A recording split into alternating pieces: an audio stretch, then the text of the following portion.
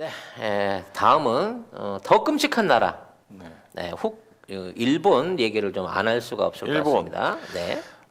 일본 진짜 난리가 났는데 지금 스가 요시히데 일본 총리가 후쿠시마 제1원자력 발전소에 보관 중인 오염수 해양 방류를 오늘 결정을 했어요. 제가 지금 이 원고를 쓸 때는 공식 결정할 방침이다라고 나왔는데 아까 아침에 보니까 결정을 했다고 합니다. 네.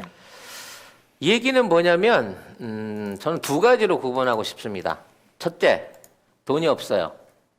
돈이 없다. 더 이상 돈을 들여가지고 후쿠시마 오염수들을 관리하는 데 대한 돈이 없습니다.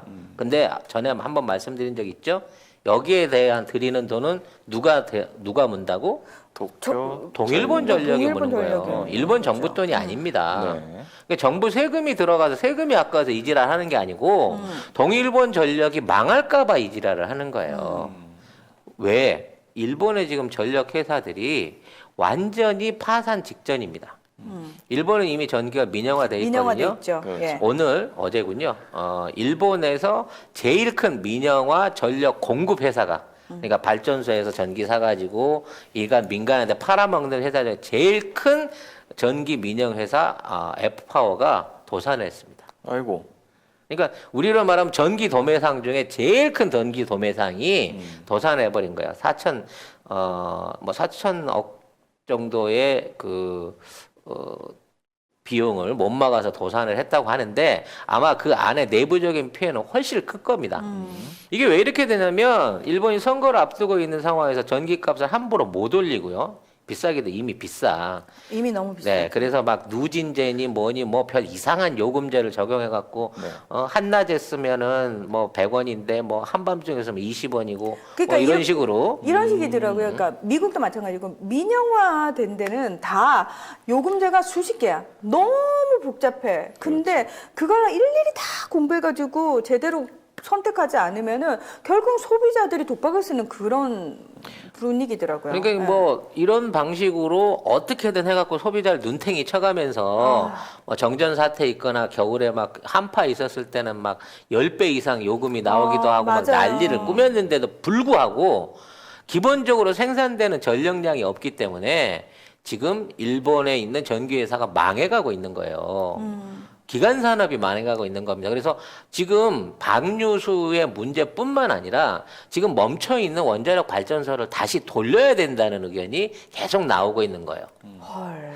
그래서 이걸 하기 위해서는 지금 있는 원자력 관련된 회사들하고 전력 회사들을 살려내야 되고 그 부분에서는 후쿠시마는 이제 없다. 그리고 후쿠시마 재건 비용이나 관리 비용으로 들어가는 비용들을 깡그리 무시해야 되는데 그 중에 하나가 오염수 관리에 대한 부분을 풀어버리겠다는 거죠. 이미 이 오염수 부분이 쟤네들이 걷어들이는 오염수가 결국 이거예요. 물을 뿌려가지고 원자로에 닿아서 증기로 날아간 거는 일본 전역의 하늘을 다 오염시키고 있고 그게 이제 땅으로 스며들지 않고 흘러나오는 거. 그러니까 흘러나오는 거는 뿌린 양의 10분의 1도 안 돼요, 사실은. 증발하고 거기에 땅으로 스며 들어간 물들은 어마어마하게 많습니다. 그렇죠. 그 부분에 대한 오염도는 측정도 안 되고 측정하지도 않아요. 그리고 이 오염이 이 일본이라는 나라는 물줄기가 섬이기 때문에 화산섬이기 때문에 사실상 거의 하나로 연결돼 있습니다. 안반 구조가 없기 때문에 결국 그 물길이 흐르면 그 민물들이 어차피 합쳐져 있게 되기 때문에 앞으로 100년 안에 일본 전역에 있는 민물은 전부 다 방사능에 오염될 수밖에 없는 상황인 거예요. 아이고. 아이고 참. 그리고 이미 그렇게 흘러나간 그 후쿠시마에 뿌리고 있는 물들의 일부는 주변 바다로 계속 흘러 들어가고 있어요. 그렇죠. 그러니까 사실 일본 입장에서는 여기서 그 방출수를 더 뿌린다고 해도 이미 베린 바다가 더 이상 베릴 정도가 없는 거야. 나는 이미 때 묻을 만큼 묻은 거야, 지금 일본의 앞바다는. 그렇기 때문에 이거를 명분만 가지고 마치 뭐 환경보호나 뭔가 생각하는 것처럼 복원을 이루기 위해서 무리하게 잡고 있는 행위를 이제 안 하겠다고 선택할 수밖에 없는 입장이 생긴 겁니다. 근데 지금 오염수 해양 방출 시점 2년 후가 목표거든요. 근데 이제 지금 후쿠시마 1원전 부지에서 방출을 준비하고 그다음에 트리튬 그러니까 삼중수소 농도를 뭐 정부 기준치 40분의 1까지 희석할 방침이라고는 아. 하는데 이게 말이 안 된다는 게 뭐냐면 지금 후쿠시마 원전 내 오염수 삼중 수소 농도가 리터당 평균 58만 베크렐 수준이래요. 58만? 네. 일본 배출 기준치인 리터당 6만 베크렐을 훌쩍 넘어선다. 그러니까 한 9배? 9배를 넘어서는 기준. 일본 기준에서도 9배를 넘어서는 삼중수소가 나오고 있는데. 그 삼중수소 이외의 다른 핵종 물질에 대해서는 아예 관리도 안 하잖아. 그렇죠. 스트론튬이나 뭐 이런 거에 관해서는 네. 아예 이거는 자연에서 생긴 방사선 물질이 아니기 때문에 자연계에서 피해를 끼친 사례가 없다라고 하는 말도 안 되는 이유를 들어가지고 그렇죠. 이거 얼마나 이 농도가 얼마나 독성이 강한지를 모르는 상태에서 그걸 뿌리겠다는 얘기거든. 그러니까 우리는 어차피 죽었으니까 장래 니들도 같이 죽자라는 얘기가 이게 지금 진행이 되는 거라는 그러니까 얘기예요. 문제는 이 일본 앞바다에 뿌리면 이 200일 만에 제주도에 도착하고 280일 이후에는 동해 앞바다에 도달한대요. 그렇죠. 그렇게 되면은 그 여기 그 앞바다에 있는 나라들 다 같이 방사능 생선 먹고 다 죽자 이 얘기거든요 지금. 이게 방사능에 의한 기체 오염 같은 경우에는요, 이게 편서풍이 불기 때문에 일단 바람의 방향이 우측으로 가기 때문에 아무래도 우리나라에 돌아오는데 어느 정도 시간이 걸릴 수 있어요. 근데 해류는요, 돌고 도는 거예요. 흘러가는 거예요. 근데 바다에도 수많은 생명체들이 있잖아요. 그러니까 많은 사람들이 착각하고 있는 게 아니 그 오염 물질은 어차피 동쪽으로 흘러가는 거 아니야? 태평양 쪽으로 다 흘러가는 거 아니야? 라고 생각하시는데 여러분 지리 시간에 배우셨잖아요. 우리나라 동해안 서안에 쿠로시오 해류를 비롯해 갖고 일본에서 발생한 해류들이 연결돼서 순환하면서 흘러댕기고 있어요. 이건 뿌리는 순간에 바로 우리나라로 오는 거라고. 그렇죠. 근데 인접국인 대한민국의 어떠한 설명이나 어떠한 여기에 대한 대책 같은 것들을 제시하지 않는 상태에서 우린 이미 다 오염됐어 씨. 니들 것까지 우리가 책임져 줄 여유 없으니까 나 그냥 뿌릴래. 나 어차피 베린 몸이야. 이런 식으로 지금 깡을 놓고 있는 거란 말이지. 이게 우리나라가 아니라 옆에 있는 나라가 중국이라든지 러시아가 직접적으로 영향을 미친다 그러면 얘네들이 이렇게 할 수 있겠어요? 네. 절대 못하지. 그러니까. 이런 상황에서 얘네들은 우리가 뭔가 조치를 취해주기를 기다리고 있어요. 스스로 안 하. 우리가 지금 할 수 있는 거는 이것들이 우리한테 도움 요청하기 싫고 니들이 똥줄이 타면은 니들이 알아서 우리 도와주겠지? 이걸로 가든가 아니면 우리가 적극적으로 국제 이제 뭐 베를린에 있다고 하는 국제 해양 재판소라는 데가 있대요. 이런 해양 관련 문제에 있어서 문제가 생기게 되면 이거를 관장해주고 있는 해양 재판소가 있는데 여기에 제소할 수 있다는 거야. 만일 제소를 하게 된다고 치면 대놓고 혐한 감정을 이걸 몰아가겠죠. 안전한 아무 문제 없는 우리의 해양수 방류에 대해서 한국이 저런 식으로 딴지를 놔갖고 우리를 모함한다 그랬고 이건 혐한으로 몰고 갈 수 있는 방법을 쓸 거고요. 그게 아니면 아까 말한 것처럼 굳이 한국 기업이라고 얘기하지 말고 국내 들어와 갖고 이번에 뭐 이 삼중수소 비롯해갖고 이 방사성 물질들 그 추출해낼 수 있는 수지랑 뭐 기술을 개발했다대 한번 이게 도와주든가. 대신 절대 그 우리가 먼저 요구했다는 건 아니고 자발적으로 와서 도와준 걸로 어떻게 해줘 뭐 이런 방식이라는 거지 결과적으로. 그러니까 얘네들 입장에서는 지금 당장에 2년이라는 시간이 남아있는 시점에서 어떻게든 한국에 도움을 얻든 아니면 한국을 자극해갖고 이거를 반한 여론을 만들어갖고 이걸로 기존에 있는 실수를 덮던 역할을 뭐라도 해줘라는 차원에서 도발을 하고 있는 거야 지금 대한민국에. 참. 근데 지금 중국에서도 소송하겠다고 지금 발끈하고 있고 우리나라도 우려를 표현했는데 문제는 미국이 아이고. 원자력 안전 기준에 맞는 듯이 보인다 이렇게 하면서 일본의 오염수 방류를 지지하고 나섰습니다. IAEA 국제 원자력 기구가 아니 뭐 그 정도 수준의 방류는 뭐 어느 나라나 하지 않나? 네. 라는 수준으로 두리뭉실한 뭐 이런 얘기를 꺼내가면서 일본 입장을 옹호하고 있어요. 네드 프라이스 미 국무부 대변인이 성명에서 일본 정부는 IAEA와 긴밀히 협력해 2011년 3월 후쿠시마 제1원전 사고 후유증을 관리하기 위한 방사선 감시, 환경보건, 폐기물 관리, 폐로 작업 등을 진행해 왔다 이렇게 하면서 뭐 어떻게 알아? 그게 일본 애들이 네. 지네들이 이게 저 기밀 유지법 만들어 가지고 거기에 대한 확실한 자료들을 하나도 안 꺼내놨는데 그렇게 관리를 했는지 제대로 관리를 하는지 지금 오염 상태가 얼마나 심각한지 누가 안다고 그걸 하냐고. 그러니까 말입니다. 아유, 참. 정말.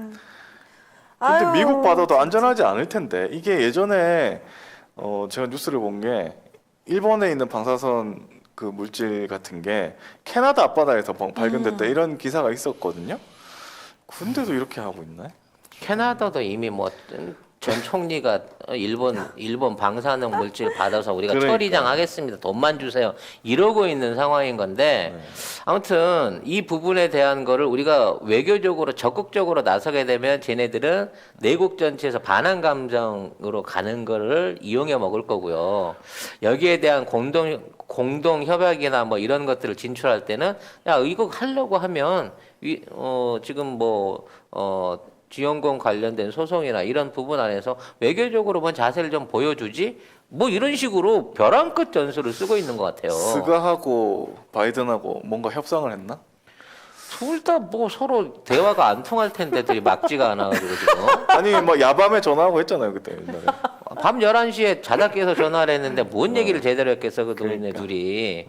이러나 저러나 지금 일본도 그렇고 미국도 그렇고 이 정치가 어떻게 돌아가는지를 모르겠어요. 스가는 지금 당장에 올림픽을 어떻게든 전국체전으로 일본 전국체전으로라도 치르고 난 다음에 그 다음에 가갖고 다음번 선거 때 어떻게든 지 감옥 안 갈 만큼의 의원을 확보하기 위해서 지금 몸부림을 치고 있는 상황인 것 같은데 이래저래 내부의 기업은 망해가고 경제는 무너져가고 있고 그렇죠. 지금 뭐 방사능 문제, 방역 문제 뭐 하나 제대로 해결되는 게 없기 때문에 지금 일본 입장에서는 차라리 전쟁이라도 터져라. 아니면 설마 스스로 전쟁이라도 일으켜가지고 에이, 지금 있는 문제에 대한 어떤 불만을 그냥 덮어야 되겠다라는 생각을 하고 있지 않은가 싶을 정도로 이스라엘도 그렇고 일본도 그렇고 너무 막 나가고 있다는 게 걱정스러운 거예요. 우리 이제 영국 키키 제품들을 본격적으로 광고하고 있습니다. 네, 네이버에 영국 키키라고 치셔야 접속할 수 있는 사이트가 있는데 이제 굉장히 다양한 종류 식품들이 있어요. 영국 네, 키키. 5개 브런치에 한 120개 정도 제품들이 있는데 지금 이제 들어가서 보시면 제일 주종으로 있는 게 레시틴이나 MSN 식이 유황 그리고 차전자피 뭐 이런 것들 MSN 안에는 비타민 D도 함유되어 있는 것으로 알고 있습니다.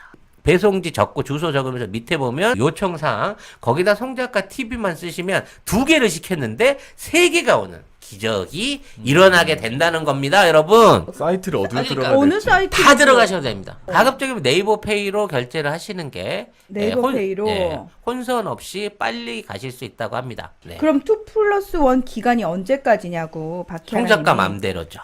아, 구매 인증을 하시는 분한테는 남아있는 피땀 눈물 화장품 세트들을 풀어드리기로 약속을 드렸습니다. 네, 하여튼 참 이거를 우리나라에서 지금 뭐 회의를 하고 있다고 하는데 이게 뭐 소송 걸어가지고 중단시킬 수는 있겠지만 사실은 중국하고 우리나라하고 다 주변국들이 좀 협의를 해가지고 일본에 압박을 하든지 해야 되는데 근데 미국이 지금 저러고 있으니 사실 이 문제는 그 올림픽이나 뭐 이런 거하고 연계시켜가지고 한국과 중국이 좀 더 이 힘을 합쳐서 압박을 주고 미국에 대한 어떤 그 입장을 분명하게 요구해가지고 일본을 고립시키는 외교 정책이 필요한 건데 뭐 시진핑이고 쓰가고 이제 똘똘한 놈이 하나가 없고 네.